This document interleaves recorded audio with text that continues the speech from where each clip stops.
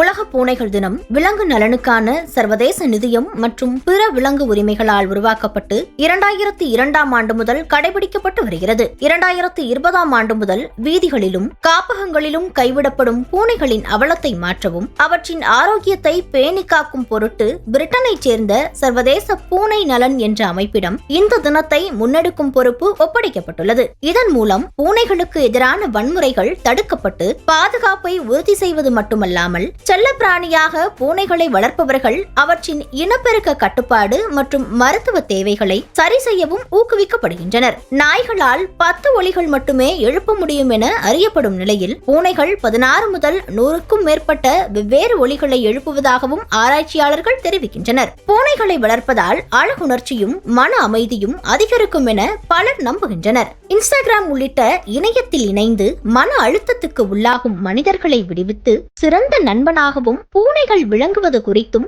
இந்நாளில் விழிப்புணர்வு ஏற்படுத்தப்படுகிறது. வசந்த் டிவி செய்திகளுக்காக சுப்பு.